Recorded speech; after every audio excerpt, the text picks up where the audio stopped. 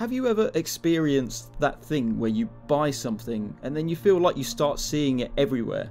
Like if you buy a new car or a new coat and then you start seeing that same car or that same coat everywhere you go. Apparently it's a known phenomenon called frequency illusion. Thanks Google.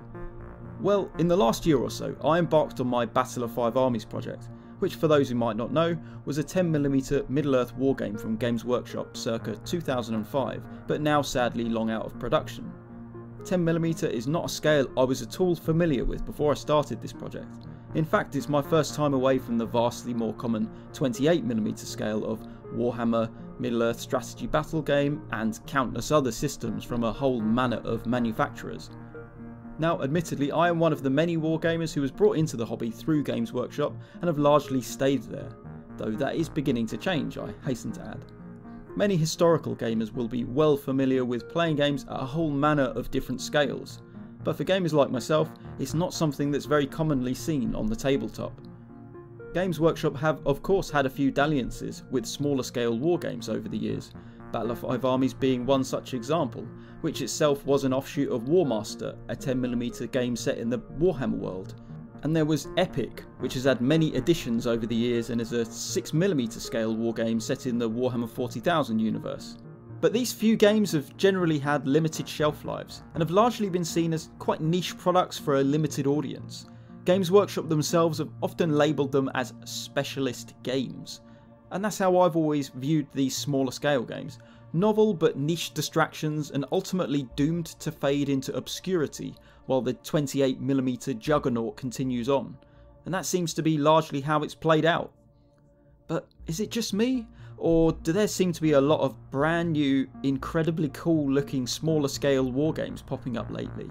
Is this 10mm finally taking off? Or is this just me experiencing some sort of frequency illusion? Let's take a closer look.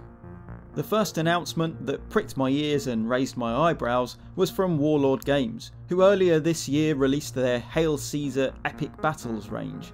Warlord had already been dabbling in small-scale historical games set in the age of Black Powder since the release of Guts and Glory in 2021. Their Hail Caesar Epic Battles Hannibal box set is their first foray into epic-scale swords and sandals warfare. And the box set does look mightily impressive, though with a price tag to match. For those who don't know, Warlord Games is a company founded and largely staffed by Games Workshop alumni. It seems that along with the talent, they also took the price tags with them. But that's not to say that the product isn't good value. The number of miniatures included in this set looks absolutely insane, and the quality seems top notch. There's a huge variety of troops too. Quite literally everything from Balearic slingers to Carthaginian war elephants. It doesn't seem so much of a starter set as it does a finisher set. I don't think I'd get through all of this in my lifetime, but I must admit I wouldn't mind picking up a few of the units to paint up. What makes this release and Warlord's other epic battle games especially interesting to me is that their rule sets were written by Rick Priestley, the same Rick Priestley who created Warmaster and the Battle of Five Armies. And supposedly the core concepts of the Warmaster rule set made their way into the 28mm editions of Black Powder and Hail Caesar, so it's interesting to see it come full circle and end up with tiny mass battle units with swords, spears, slings and bows once again. The last few years have shown that it's clear that Warlord are committed to providing miniatures and games for this scale, and this was backed up in a Q&A with John Stallard and Rick Priestley this year. When asked which other eras would be covered by Epic Battle Scale, John replied, all of them. Though sadly for the likes of whimsical dorks like me, a follow-up question on the possibility of a fantasy themed game was politely shot down, despite Rick himself seeming open to the idea. Oh well. Well, seeing as we're still quite close to the big G-dub, why don't we talk about their own return to small-scale warfare with Horus Heresy Legions Imperialis. Set in the 31st millennium of the Warhammer 40,000 universe, Legions Imperialis sees the origin story of the grimdark setting play out in glorious epic scale. Whereas the epic scale of old was around 6mm, this latest entry beefs everything up to a chunky 8mm scale, with Space Marines who make up the majority of the forces standing around 10mm tall. I haven't been into 40k since, say, 6th edition, but I do still really enjoy the setting. I'm vaguely familiar with the Horus Heresy story. By that I mean I've read the original paragraph it used to take to explain it, but which now seems to fill more books than any one person could reasonably read in a lifetime. And while I do think it's a shame that it's so Space Marine orientated, compared to the rich variety of factions in 40k, there's just something about the tiny tanks and tiny dreadnoughts that really appeals to me. If I knew someone who was getting into Legions Imperialis, I reckon I could have my arm twisted to join in. I mean, look at those tiny rhinos. Then again, if I'm honest, I'd far rather play a previous iteration of Epic. I always enjoy Games Workshop games a lot more when I know they can't pull the rug out from under my feet and demand £50 for a new rulebook, which then tells me I have all the wrong minis. But this video is supposed to be about new games, so I'll swiftly move on. And hot off the press is Armoured Clash from Warcradle Studios. Released only a couple of months ago, this steampunk-inspired wargame sees fantastical versions of empires of the late 19th century clash in 10mm. In their starter set, the Battle for Singapore, East meets West as mutton-chopped chaps face off against terracotta automatons. I mean, it's not just me, right? This looks really cool. It's clearly very old-school Epic inspired in its design, but I think Warcradle have done an amazing job with their world building here. Admittedly, I am a bit of a sucker for steampunk and Victoriana media. It's just such an interesting setting to explore, blending history and science fiction. But biases aside, the weird and wacky units and vehicles you can field in Armoured Clash are just really appealing. Rocketeers, bipedal mechs, robot horse-riding cavalry, trike-mounted mortars, mono-wheel tanks, steam bikes. I think it does a good job of showing what Legions Imperialis and perhaps modern Games Workshop games in general lack, a sense of fun and creative playfulness. Okay, you can probably buy similar units to the ones I just mentioned in Legions Imperialis, but Armoured Clash just looks daft in the best way possible. And looking at the two starter sets, even disregarding cost or brand reputation, I know which one appeals to me more. And of all the games on this list so far, this is by far the closest I've come to actually dipping my hand into my pocket. This one really took some willpower, and if it sticks around long enough, I may have to cave in. Oh god, look at those land ships. Okay, I need to move on before I start adding things to baskets. Right, back into the realms of traditional fantasy now with Argatoria from Spellcrow. This is a game that first came to my attention a couple of years ago thanks to a nostalgia-tickling advertisement brochure which aped the design style of mid-90s Games Workshop. And being a huge nostalgia fiend for all things mid-90s Games Workshop, I thought this was a stroke of genius from the folks at Spellcrow. The green flocked table, the beautifully crafted terrain, the goblin green bases, all very evocative of what many would consider to be a golden age in Games Workshop's history. As well as an introduction to the game, the brochure also contains an overview of the 4 initial playable factions, the Lizardmen-esque Sorgax and Arox, and the barbarian tribes of the Vaindral and Durandis. Further down we get a basic example of combat in the game, a painting guide, and finally a snippet of a story. It really does remind me of an old promotional leaflet I would have picked up in a Games Workshop store in 1994. At the time I was really impressed with this brochure and with how Spellcrow were going about promoting their new wargame. It certainly grabbed my attention enough to give the game some serious consideration. Ultimately, I didn't quite get on board. I felt that 10mm seemed like an odd choice for the game at the time, seeing as the models are either individually based or in pairs. As a result, it doesn't quite have the big battlefield that 10mm games typically do. Also, none of the starting races were jumping out to me, especially as the 2 barbarian races and the 2 lizardmen races didn't seem all that distinct from one another. As such, I decided to hold off and see how things looked after a few more releases. Checking in 2 years later, and I'm pleased to see that the game is looking in a healthy state.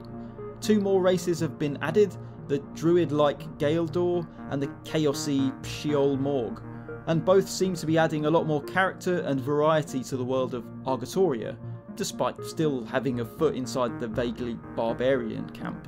There also seems to be an upcoming Kickstarter campaign to add an orc army to the range, which would certainly be a welcome addition. On the website there's plenty of options for starter set type deals, though for what's included they do seem a little on the pricey side.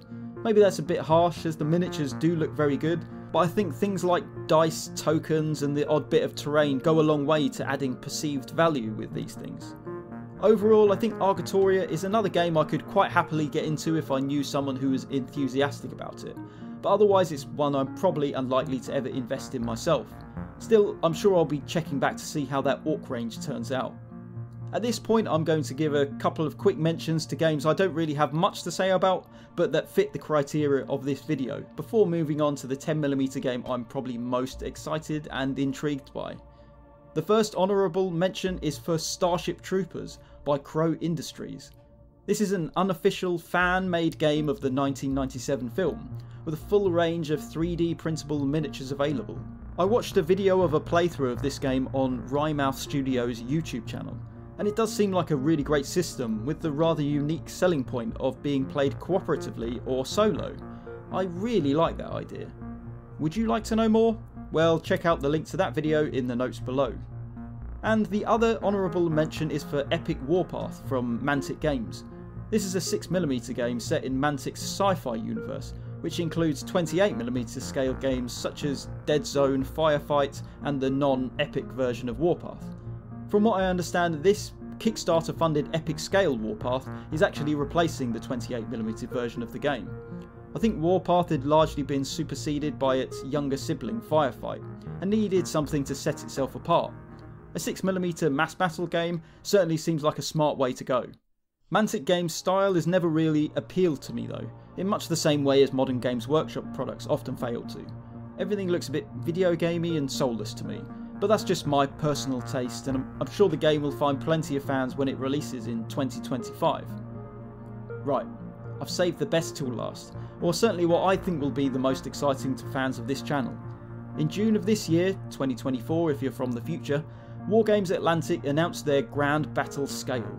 This is a new range of 10mm hard plastic kits that the US manufacturer has and will be working on. And to kick things off, they released two lovely box sets of 16th century Japanese warriors. While the feudal Japanese period is not something I've ever considered collecting myself, Wargames Atlantic look like they're really onto something special with these. Not only are the sculpts excellent with just the right amount of detail and realism, but the options for modularity in terms of frontage and unit size is superb. The thing I like about 10mm scale the most is seeing a rank of troops packed in shoulder to shoulder, and these look perfect for getting that look in whatever game system you want to use them for. The price too, like all of Wargames Atlantic stuff, seems fantastic value for money. The sets cost around £25 to £30 and each contain 200 to 300 miniatures. You really can't say fairer than that. But as cool as 10mm Samurai are, the announcement that really got me excited for their Grand Battle Scale was the classic fantasy range. Take a look at these orcs. Just look at them. Look how much character and variety they've managed to pack into these tiny sculpts. And the aesthetic is just perfect for my taste. As soon as I saw them, I was put in mind of this painting of the Fall of Gondolin by John Blanche. If that was their inspiration, they've just nailed it. What's more, the box set looks like it was designed to work perfectly with the Battle of Five Armies. In fact, it's a perfect modern revamp of the evil army from the boxed game. Wargs, wolf riders and tons of infantry. Everything you'd need is here. One other race has been confirmed, dwarves. And so far, only this strip has been revealed. It's a promising start for Middle-earth fans, as the Dark Age aesthetic will hopefully mean another perfect fit for Battle of Five Armies. And please, oh please, let there be dwarf archers, which, as anyone who watched my last video will know, are very hard to come by, thanks to the Warhammer vision of gun-toting dwarves.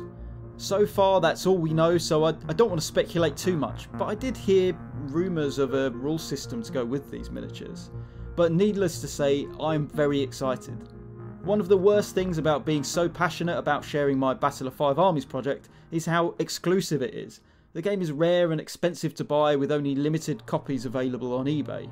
But Wargames Atlantic will hopefully make 10mm Middle-earth wargaming more accessible than ever. This is something I'm going to be keeping a very close eye on. So there we have it, a whole host of fantastic new 10mm scale wargames and miniatures to get excited about. So what do you think? Is this just me experiencing a frequency illusion, or is 10mm entering a golden age? Have any of the games I mentioned taken your fancy, or are there any small scale games that you're excited about that I've missed? Let me know your thoughts and I'll see you in the comments below.